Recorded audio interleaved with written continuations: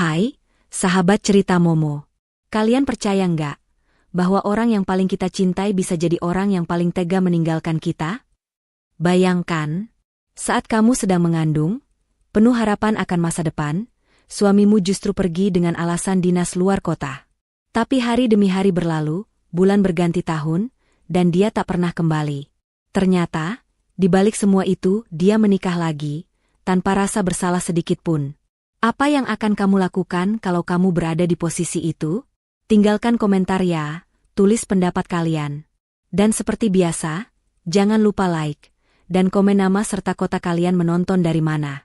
Biar kita tahu, cerita Momo sudah sampai ke hati kalian semua, dari Sabang sampai Merauke. Buat kamu yang belum subscribe, yuk tekan tombolnya sekarang juga.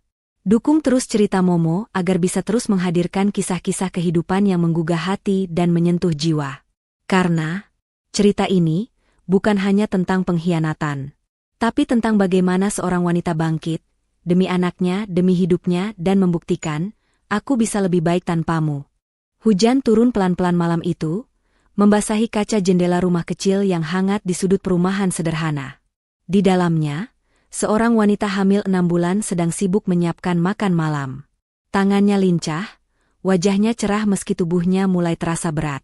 Namanya Dinda, 27 tahun, wanita sederhana yang tengah menikmati kehamilan pertamanya dengan penuh harap. Suaminya, Reza, baru saja pulang dari kantor. Ia melepas jasnya dengan gerakan terburu-buru, dan langsung duduk di sofa sambil mengusap wajah. Wajah Reza tampak cemas, tapi bukan karena pekerjaan. "Mas, mandi dulu gih, nanti masuk angin," ujar Dinda lembut, sambil menyiapkan semangkuk sup ayam hangat ke meja. Reza tak langsung menjawab. Dia hanya mengangguk pelan, lalu bangkit ke kamar mandi. Dinda menatap punggung suaminya dengan pandangan penuh cinta, tanpa tahu. Malam itu adalah malam terakhir dia melihat suaminya sebagai suami yang setia. Setelah makan malam, Reza duduk di ruang tengah. Dinda duduk di sampingnya, mengelus perutnya yang membuncit. "Alma lagi aktif banget malam ini, Mas. Nendang terus dari tadi," ucap Dinda dengan senyum mengembang. "Alma? Udah yakin nama itu?" Reza menoleh, agak gugup. "Iya. Kalau perempuan, kita namain Alma. Kalau laki-laki, kamu yang pilih," jawab Dinda pelan. Tapi Reza hanya mengangguk datar. Lalu tiba-tiba, "Din, aku harus keluar kota besok," ucap Reza tanpa ekspresi. Kalimat itu membuat Dinda terdiam sejenak. "Loh, mendadak banget? Untuk berapa lama, Mas?" "Belum tahu pasti. Bisa seminggu, bisa 2. Ini proyek penting dari kantor, nggak bisa ditunda," jelas Reza sambil menunduk, menghindari tatapan istrinya. Dinda mengangguk pelan, meski dalam hatinya terasa ada yang janggal. Beberapa hari terakhir Reza memang berubah. Pulang larut, jarang bicara, bahkan tak lagi mencium keningnya sebelum tidur seperti dulu. "Kalau begitu, hati-hati ya Mas. Jangan lupa kabari aku setiap hari. Alma juga pasti nunggu suara ayahnya," ucap Dinda berusaha tersenyum. Reza menoleh dan menatap Dinda terlalu lama, seolah ada yang ingin dia katakan. Tapi ia hanya tersenyum kaku. "Iya, aku kabari. Jaga kandungan kita baik-baik ya. Aku janji, akan kembali." Itulah kalimat terakhir dari Reza, malam itu. Pagi harinya, Reza pamit. Dinda mengantarnya sampai ke depan rumah, mengenakan daster panjang sambil memeluk perutnya. Reza membawa koper besar, naik taksi online, dan menghilang di ujung jalan, membawa serta separuh jiwa Dinda. Hari pertama, Dinda menunggu kabar. Tak ada.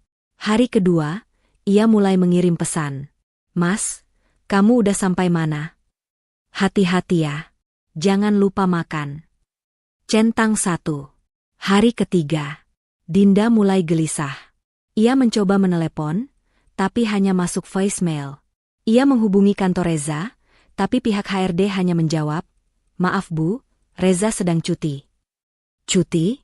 Hati Dinda mulai dihantui kecemasan. Ada yang tidak beres. Tapi ia berusaha berpikir positif. Malamnya, Dinda menunggu di depan jendela sambil memeluk bantal. Perutnya mulai terasa berat. Alma menendang lagi. Mungkin ikut gelisah. "Mas, Kamu kemana sih? Bisik Dinda sambil menangis diam-diam. Hari kelima, seminggu, 2 minggu, 1 bulan. Tak ada kabar. Tak ada tanda kehidupan dari Reza. Dinda panik. Ia mendatangi mertuanya. Tapi yang ia dapat hanyalah tatapan dingin dan kata-kata menusuk. Reza itu kepala keluarga, Din. Kamu jangan terlalu manja. Dia pasti sedang sibuk. Jangan ganggu dia terus. Dinda pulang dengan hati remuk. Di rumah, hanya suara tangisan yang menemani. Ia peluk perutnya setiap malam, sambil memohon pada Tuhan agar Reza baik-baik saja. Tapi dalam hati kecilnya, ada firasat buruk yang terus berteriak. Dan saat itulah, penonton pun mulai bertanya-tanya. Kemana Reza sebenarnya? Apa yang disembunyikan? Kenapa semua orang seolah tahu tapi tak mau bicara? Apakah Dinda akan terus menunggu? Atau suatu saat kenyataan pahit akan menghancurkan semuanya? Tunggu kelanjutan kisah ini. Kabar yang tak pernah datang. Sudah 3 minggu sejak Reza pergi. 3 minggu yang terasa seperti 3 tahun bagi Dinda. Ia bangun dan tidur dengan perasaan hampa. Tak ada suara suami, tak ada panggilan masuk, tak ada kabar. Hanya keheningan. Ponselnya terus-menerus ditatap, seolah berharap keajaiban akan datang melalui layar kecil itu. Tapi kenyataannya tetap sama. Pesan hanya centang satu, tak pernah berubah. Pagi itu, Dinda duduk di teras rumah kontrakannya. Perutnya makin besar, tubuhnya mulai membengkak. Tapi bukan hanya karena kehamilan, juga karena beban batin yang menyesakkan. Ibu kos menghampiri, membawa kantong plastik berisi sarapan. Din, kamu lagi hamil besar. Jangan terus melamun. Makan dulu, ya, ucapnya lembut. Dinda memaksakan senyum. Makasih, Bu. Saya masih kenyang tadi pagi. Padahal sejak pagi, ia belum makan apapun.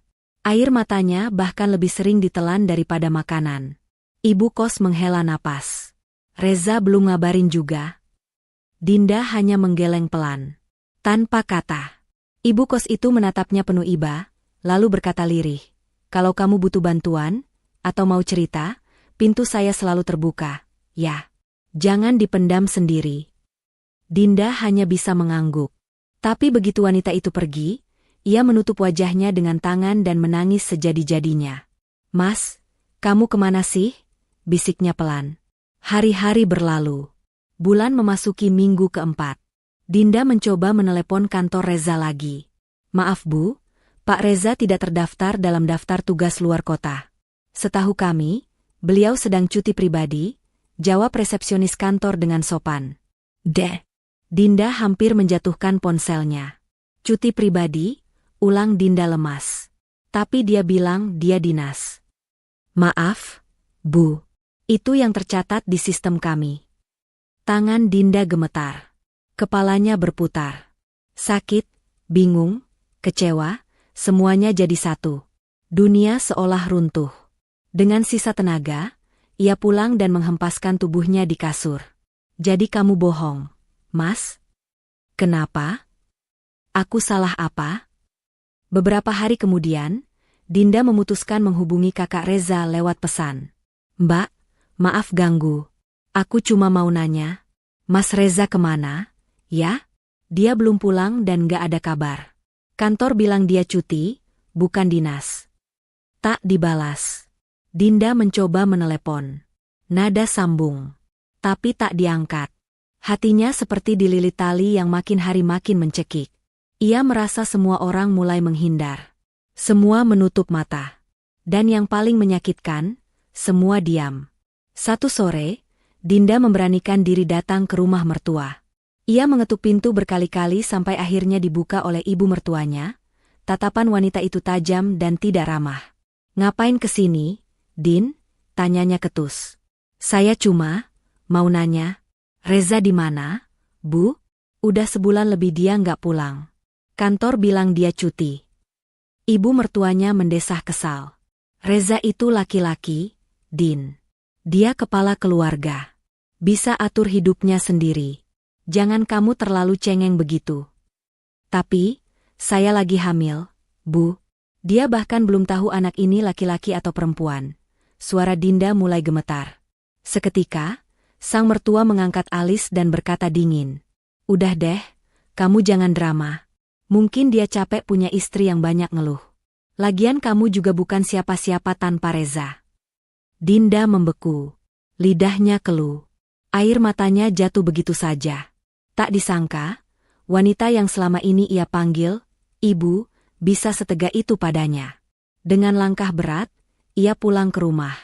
Malam itu, Dinda menatap perutnya sambil membelai perlahan. Maafin mama ya, nak. Mama nggak tahu papa kamu kenapa. Tapi mama janji, mama akan lindungi kamu, apapun yang terjadi. Seminggu kemudian, ponsel Dinda berbunyi. Bukan dari Reza, tapi dari nomor asing. Dengan penuh harap, ia angkat cepat. Halo? Halo, ini Dinda, istri Reza? Iya, saya sendiri. Ini siapa ya? Maaf sebelumnya. Saya Lina, teman SMA Reza. Saya nggak tahu harus bilang atau enggak. Tapi saya nggak tega. Ada apa, Mbak? Saya lihat status teman saya yang tinggal di Lampung. Katanya, dia baru datang ke resepsi pernikahan Reza. Reza menikah lagi dengan perempuan lain. Hening. Suara di ujung sana masih terdengar, tapi Dinda tak bisa mendengar apapun lagi. Napasnya tercekat. Dunianya gelap. Nikah lagi, bisiknya, tak percaya. Maaf ya, Mbak Dinda, saya cuma kasihan. Soalnya tahu Mas Reza masih punya istri. Saya pikir, mungkin Mbak perlu tahu kebenarannya. Klik. Telepon ditutup. Dinda terduduk di lantai. Matanya menatap kosong. Tangannya memegang perutnya yang kini mulai menegang karena stres. Tangisnya pecah tak tertahankan. Ya Allah, kenapa sekejam ini? Bukan hanya ditinggal tanpa kabar, tapi juga diselingkuhi, diduakan, dan dilupakan. Malam itu, angin bertiup kencang, membawa hawa dingin menusuk tulang. Di dalam kamar kecil kontrakan sederhana, Dinda terbangun karena perutnya tiba-tiba terasa sangat nyeri. Ia meringis sambil memegang sisi tempat tidur, peluh membasahi dahinya. Nafasnya memburu. Astaga, Alma, jangan sekarang, belum waktunya, nak, gumamnya lemah. Tapi rasa sakit itu makin menjadi. Dinda tahu, ini bukan kontraksi biasa. Bayinya akan lahir malam ini. Dengan gemetar, ia meraih ponsel. Ia mencoba menelepon Reza. Entah sudah keberapa kali. Tetap, tak ada jawaban. Lalu ia hubungi kakak iparnya, adik kandungnya, bahkan ibu mertuanya. Tak ada satupun yang merespons. Semuanya, diam. Semuanya, menghilang. Dalam keadaan setengah menahan sakit, Dinda keluar rumah dan berjalan tertatih ke jalan raya. Untungnya, seorang tetangga melihatnya. Dinda? Ya Allah, kamu kenapa? Kayaknya, saya mau lahiran, Mbak, ucapnya lemah sambil menahan tangis. Tanpa pikir panjang, tetangga itu segera membawa Dinda ke rumah sakit terdekat. Di dalam mobil, tangis Dinda pecah. Bukan karena takut akan melahirkan, tapi karena ia tahu, tidak akan ada tangan suami yang menggenggamnya di ruang bersalin. Tidak akan ada suara pria yang berkata, "Kamu hebat, sayang. Kita punya anak sekarang." Yang ada hanyalah kesepian dan luka yang dalam. Di rumah sakit, Dinda langsung dibawa ke ruang bersalin. Kontraksi makin hebat. Nafasnya sesak.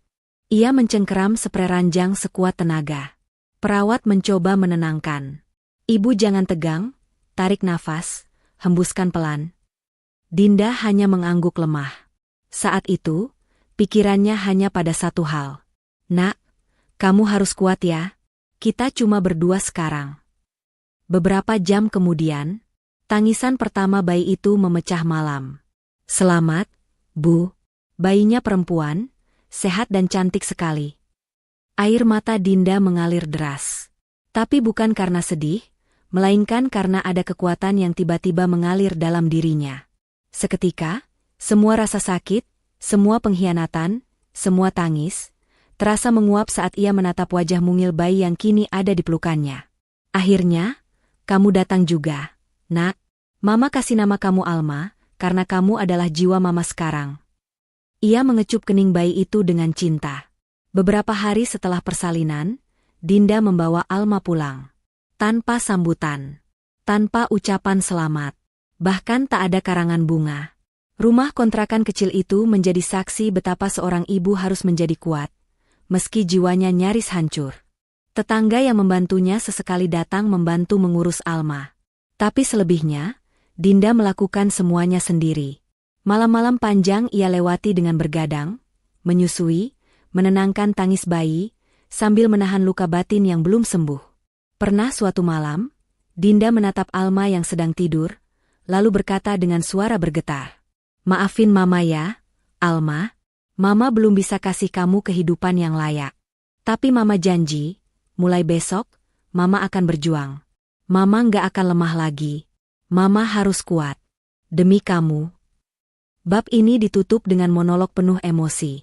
Ketika seorang wanita melahirkan tanpa pendamping, dia tidak hanya melahirkan seorang anak, tapi juga melahirkan versi baru dari dirinya sendiri.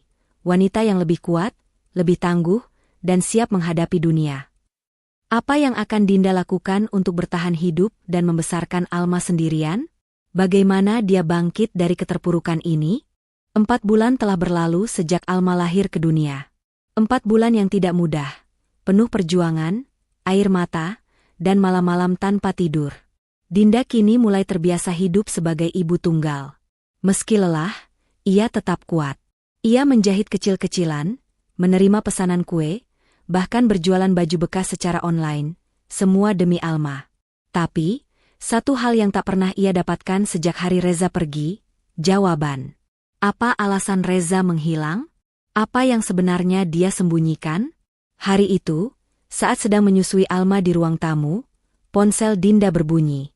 Notifikasi Instagram muncul. Salah satu teman lamanya, Maya, mengirimkan sebuah pesan. "Din, ini Reza kan?" Pesan itu diikuti oleh tangkapan layar dari story Instagram seseorang yang tidak Dinda kenal. Matanya membelalak saat melihat isinya. Sebuah foto resepsi pernikahan mewah. Tampak Reza berdiri bersanding dengan seorang wanita cantik bergaun putih. Di bawahnya tertulis, "Akhirnya sah. Selamat menempuh hidup baru, Kak Reza dan Mbak Putri Hati Merah 2. Jantung Dinda nyaris berhenti berdetak. Tangannya bergetar. Ia cubit dirinya. Ia berharap itu mimpi. Tapi tidak. Foto itu nyata. Dan senyum lebar di wajah Reza seperti menertawainya dari layar ponsel itu. Dinda membeku. Air matanya tak langsung jatuh. Karena yang ia rasakan bukan sekadar sedih. Tapi penghinaan. Ia ditinggal saat hamil besar. Dibohongi dengan alasan dinas luar kota. Dan sekarang, dia melihat kenyataan bahwa suaminya telah menikah lagi. Ya Allah, ucapnya pelan, menutup mulutnya sendiri agar tak membangunkan Alma. Rasanya seperti ditusuk dari belakang. Namun tak hanya itu, Dinda mulai mencari tahu lebih jauh. Ia klik akun pengunggah story itu. Scroll. Matanya semakin panas saat melihat foto-foto lainnya. Foto lamaran, prewed, dan bahkan pesta bridal shower yang digelar 1 minggu sebelum Reza, dinas luar kota. Jadi semua sudah direncanakan. Semua ini bukan kesalahan. Ini pengkhianatan yang disengaja. Tak bisa menahan amarah, Dinda mengirim pesan ke nomor Reza. "Terima kasih ya, Mas, atas semua kebohongannya. Terima kasih sudah membuat anakmu lahir tanpa ayah. Semoga kamu bahagia dengan kehidupan barumu." Centang 2. Tapi tetap, tak dibalas. Malamnya, Dinda berdoa dengan air mata. "Ya Allah, aku nggak tahu lagi harus bagaimana. Hatiku hancur, tapi aku nggak mau terus jadi korban. Kalau memang ini jalanmu, maka tuntun aku. Tunjukkan jalanku untuk bangkit. Bukan untuk membalas, tapi untuk hidup lebih baik." Dan malam itu juga, Dinda memutuskan satu hal. Ia akan berhenti berharap. Ia akan fokus membesarkan Alma. Dan ia akan membuktikan bahwa ditinggalkan bukan akhir dari segalanya. Namun satu hal masih membuat hatinya geram. Semua orang tahu, tapi diam. Mertuanya, kakak ipar, bahkan keluarganya sendiri. Mereka membiarkan Dinda hidup dalam kebohongan dan membungkam kebenaran. Dan puncaknya terjadi saat Dinda tak sengaja bertemu kakak ipar di pasar. Dinda yang membawa Alma langsung menghampirinya. "Mbak Rina." Wanita itu menoleh, kaget melihat Dinda dan bayinya. "Mbak tahu kan, Mas Reza nikah lagi?" Rina terdiam. "Kenapa kalian semua diam aja? Kenapa kalian tutupin semua ini dari aku?" "Aku ini istrinya. Aku ini hamil waktu dia pergi. Aku bukan orang asing," bentak Dinda, air mata menetes di pipi. Rina mencoba membela diri, "Kami cuma nggak tahu harus gimana. Reza udah milih jalan hidupnya. Kami juga nggak setuju kok. Tapi kalian membiarkan aku hidup dalam kebohongan. Kalian membiarkan aku nunggu orang yang udah nikah lagi." Suara Dinda makin tinggi. Semua orang di pasar mulai menatap mereka. Tapi Dinda tak peduli. Selama ini ia diam, dan sekarang, ia sudah muak. Rina menunduk. "Maaf, Dinda. Maafmu nggak bisa menghapus semua luka ini, Mbak. Tapi terima kasih, karena sejak hari ini, aku sadar. Aku sendirian, tapi aku tetap bisa bertahan." Bab ini ditutup dengan narasi. Terkadang, kebenaran memang menyakitkan. Tapi dari sanalah seorang wanita menemukan kekuatannya. Karena kebenaran adalah awal dari kebangkitan. Langit mendung sore itu seolah ikut menggambarkan isi hati Dinda. Di pelukannya, Alma tidur pulas. Bayi kecil yang jadi satu-satunya sumber harapan dalam hidupnya sekarang. Dinda duduk di depan kontrakan, memandangi jalanan yang basah oleh hujan. Sejak ia mengetahui Reza menikah lagi, pikirannya dipenuhi tanya. Bukan hanya soal pengkhianatan suaminya, tapi juga sikap semua orang yang selama ini ia anggap keluarga. Mengapa mereka membiarkan aku dibohongi? Mengapa mereka diam saat aku butuh bantuan? Apa salahku? Dinda memejamkan mata. Nafasnya panjang dan berat. Esoknya, Dinda memberanikan diri kembali ke rumah mertua. Ia ingin bicara. Ingin setidaknya mendapat pengakuan. Tapi yang ia terima justru penghinaan. Begitu ia masuk halaman rumah, sang mertua langsung menatap tajam. "Ngapain kesini bawa-bawa anak?" bentaknya dingin. "Saya cuma mau bicara, Bu. Saya mau tanya, kenapa kalian semua nutupin soal Reza? Kenapa kalian biarin saya hidup dalam kebohongan?" Suara Dinda bergetar menahan marah. Ibu mertua berdiri, menatap tajam ke wajah Dinda. "Dinda, kamu itu jangan sok suci. Kamu pikir Reza ninggalin kamu tanpa alasan? Jangan cuma bisa nyalahin orang. Tanyain diri kamu sendiri, kenapa suami kamu sampai milih perempuan lain?" Dinda terhenyak. "Apa maksud ibu?" Suaranya melemah. "Reza itu lelaki sukses, kerja bagus, penghasilan tinggi. Sementara kamu, cuma perempuan biasa. Nggak bisa dandan, nggak tahu cara menyenangkan suami. Kamu itu beban, Din, beban." "Beban?" Air mata Dinda mulai mengalir. "Udahlah, jangan bawa-bawa cucu saya ke sini. Anak itu juga belum tentu Reza yang punya." Plah, suara tamparan Dinda terdengar nyaring. Tapi bukan Dinda yang menampar. Ibu mertuanya lah yang menamparnya. "Kamu kurang ajar. Pergi dari sini sebelum saya usir." Dinda memeluk Alma erat-erat, menahan sakit di pipinya dan hatinya. Ia melangkah pergi, dengan tubuh gemetar dan hati hancur. Dinda pulang sambil menangis. Bukan karena tamparan, tapi karena tuduhan dan penghinaan yang tak pernah ia bayangkan akan datang dari orang yang dulu ia hormati. Tetangga sekitar yang tahu situasinya mulai ikut berbisik-bisik. "Itu loh, si Dinda, suaminya ninggalin pas dia hamil. Katanya sih karena Dinda itu terlalu nuntut. Ya pantes aja ditinggal, nggak bisa dandan, nggak kerja juga." Kata-kata itu menusuk. Tak ada yang peduli kalau Dinda sedang berjuang sendiri.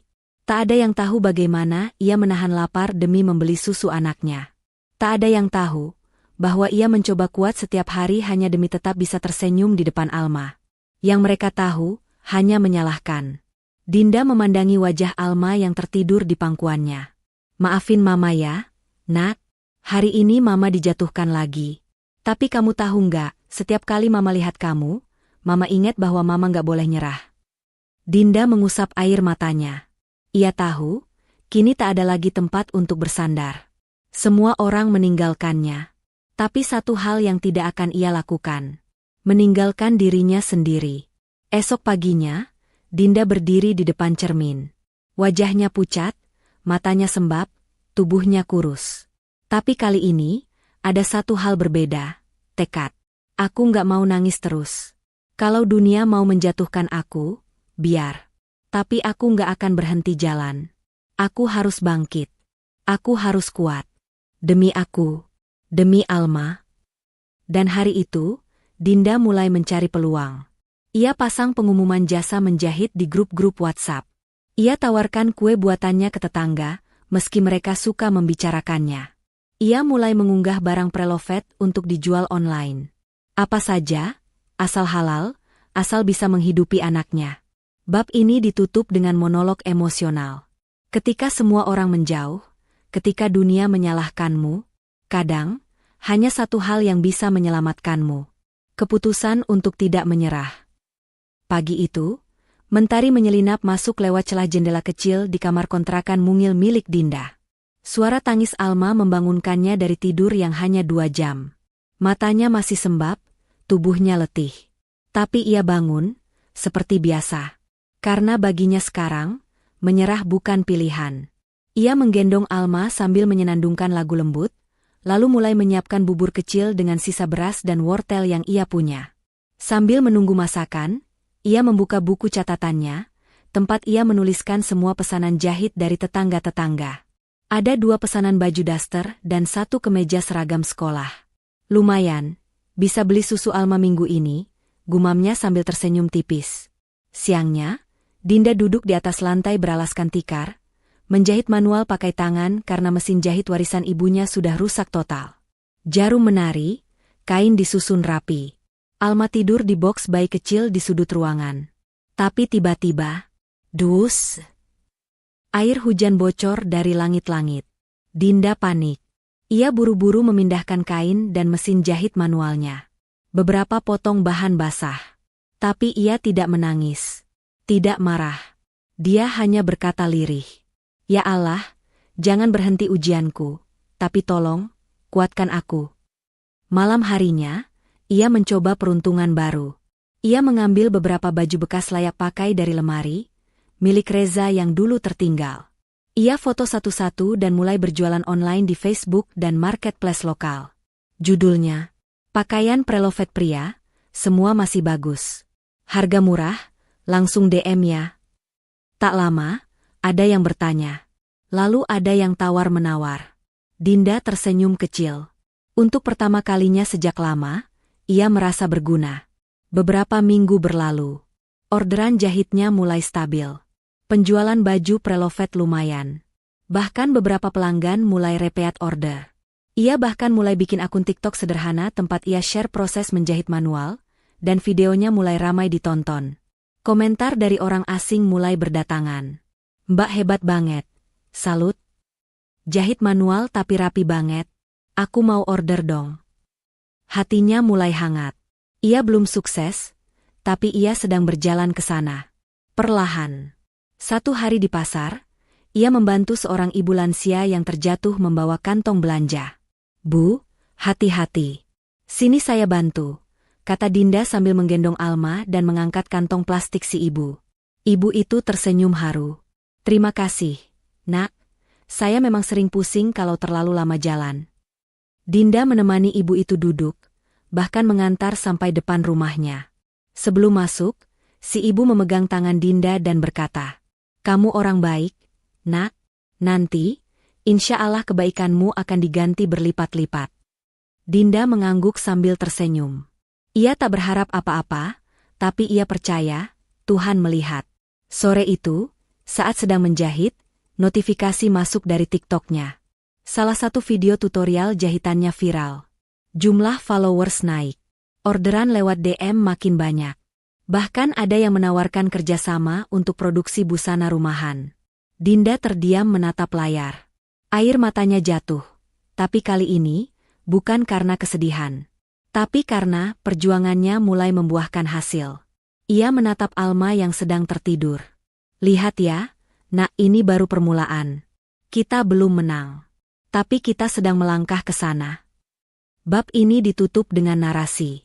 Terkadang, dari titik paling rendah, seseorang bisa menemukan kekuatannya. Karena saat tak ada yang percaya pada kita mulai percaya pada diri sendiri.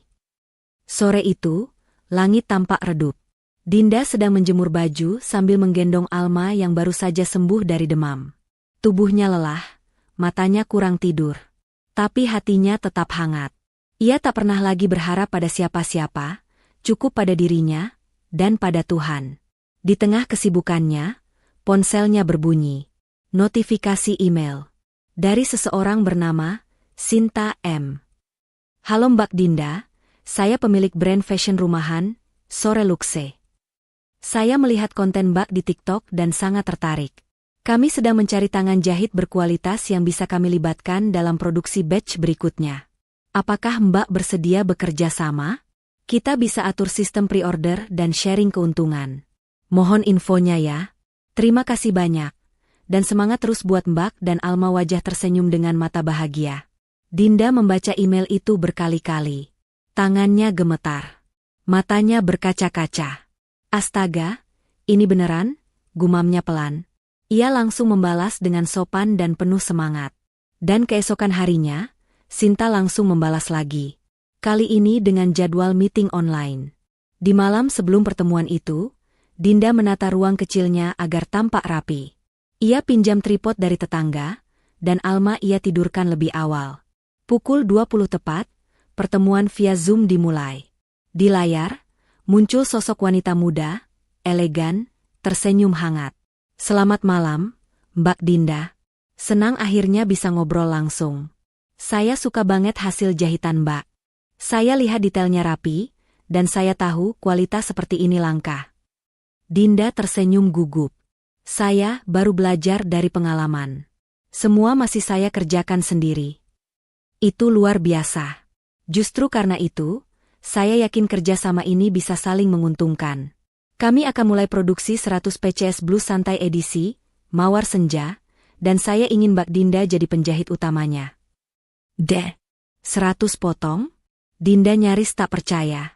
Tapi Sinta melanjutkan. Kami akan bantu kirim bahan. Nanti setiap baju akan diberi label kecil, dijahit oleh Dinda Alma. Saya ingin cerita perjuangan Mbak juga jadi nilai lebih di brand ini. Dinda menutup mulutnya sambil menangis pelan. Ia tak tahu harus berkata apa, selain, terima kasih banyak.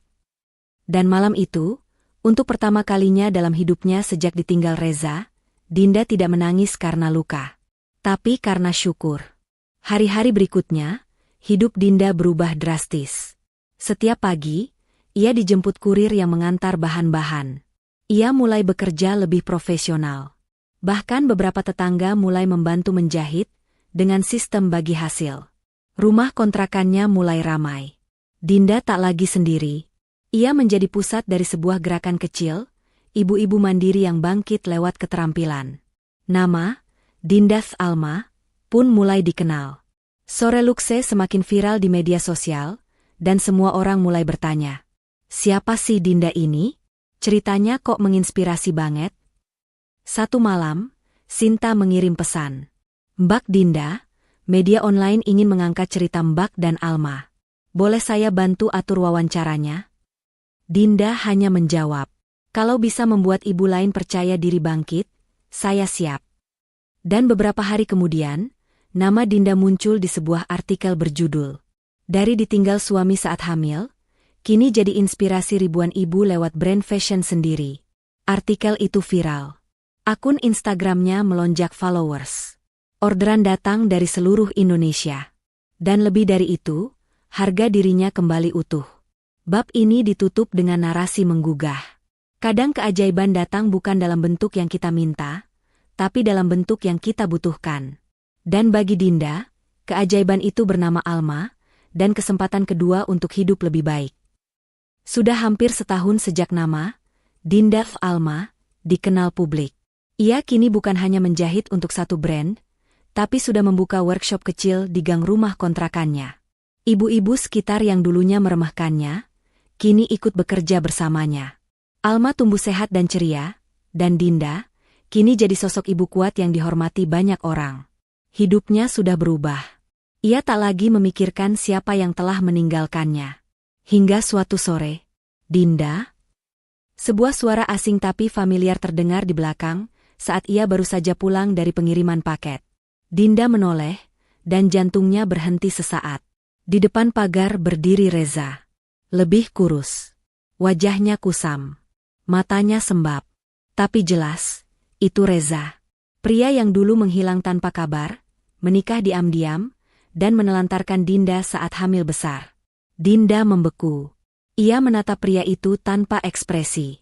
Alma sedang digendong di tangan kirinya, dan ia langsung memeluknya erat. "Din, aku bisa bicara sebentar?"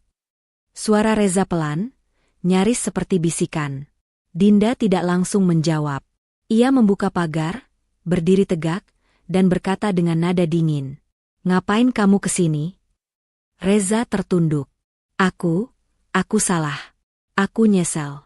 Aku bodoh ninggalin kamu dan Alma. Aku pikir hidupku akan bahagia sama perempuan itu, tapi ternyata..." "Berhenti."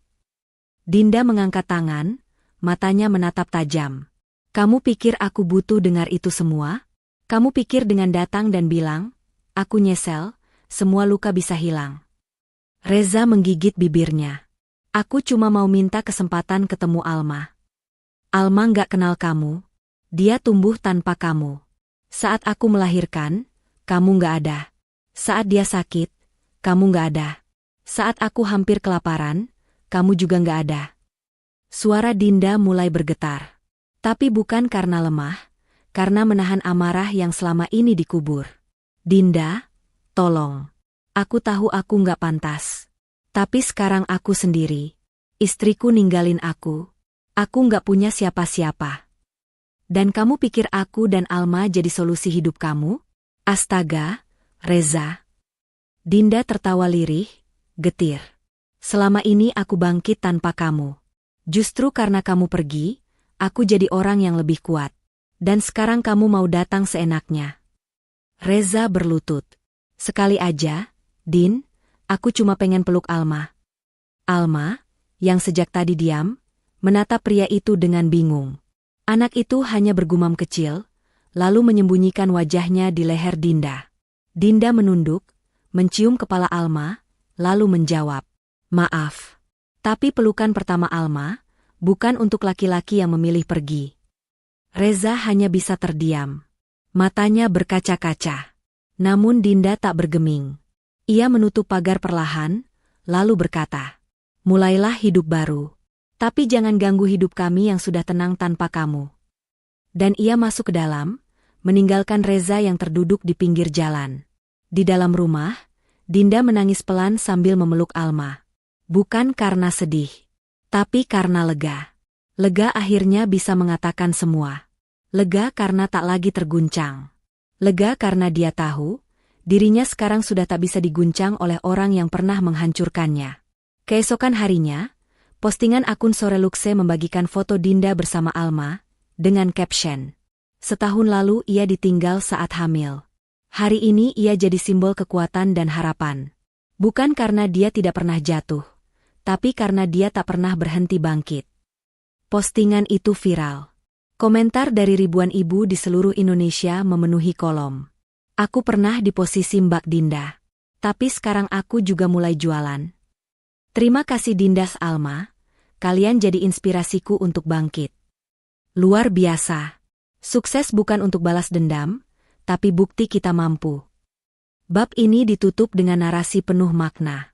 Kadang orang yang menyakiti akan kembali, bukan karena cinta, tapi karena sadar kehilangan sesuatu yang berharga. Tapi bagi wanita yang sudah bangkit, masa lalu hanyalah pelajaran, bukan tujuan kembali.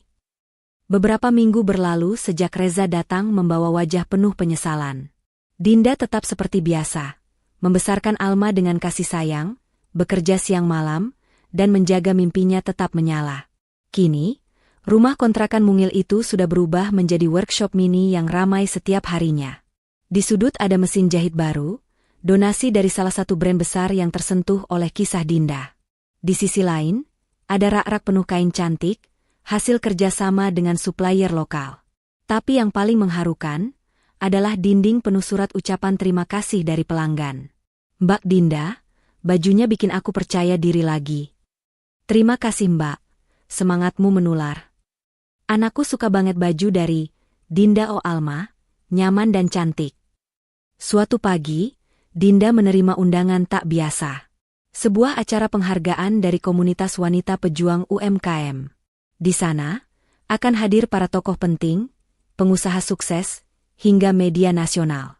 Dan, Dinda masuk sebagai nominasi utama untuk Wanita Inspiratif tahun ini. Awalnya, Dinda sempat ragu. Ia merasa belum pantas. Tapi Sinta berkata, "Kalau bukan kamu, siapa lagi? Kamu udah buktiin, Din, kekuatan perempuan itu luar biasa." Dinda tersenyum dan mengangguk. Hari H pun tiba. Dinda mengenakan baju karya tangannya sendiri. Gaun sederhana berwarna biru lembut, elegan dan anggun. Alma digandeng di sampingnya, mengenakan dress kecil senada, rambut dikepang dua. Semua mata tertuju padanya saat ia melangkah masuk ke aula besar hotel mewah. Lampu sorot, kamera, wartawan, semuanya tertuju padanya. Tapi Dinda tetap tenang. Ia bukan Dinda yang dulu. Ia kini wanita yang berdiri di atas luka, dan menjadikannya kekuatan. Acara pun dimulai. Satu persatu penghargaan dibacakan. Lalu, dan inilah penghargaan, Wanita Inspiratif tahun ini. Jatuh kepada Dinda Oktaviani, pendiri Dindas Alma. Suara tepuk tangan membahana. Dinda terpaku beberapa detik. Matanya berkaca-kaca. Ia menoleh ke Alma yang tersenyum polos. Lalu ia melangkah ke atas panggung. Mikrofon di depan. Semua kamera menyorotnya. Dan ia mulai bicara, dengan suara pelan, namun tegas. 4 tahun lalu, saya ditinggal suami saat sedang hamil. Saya melahirkan sendirian. Saya hidup dengan berteman air mata dan rasa malu. Tapi saya punya satu alasan untuk tetap hidup. Anak saya. Karena itulah saya bangkit. Dan hari ini, saya berdiri di sini bukan karena saya hebat, tapi karena saya memilih untuk tidak menyerah.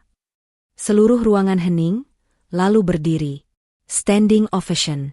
Air mata jatuh di pipi Dinda, tapi kali ini, itu adalah air mata kemenangan.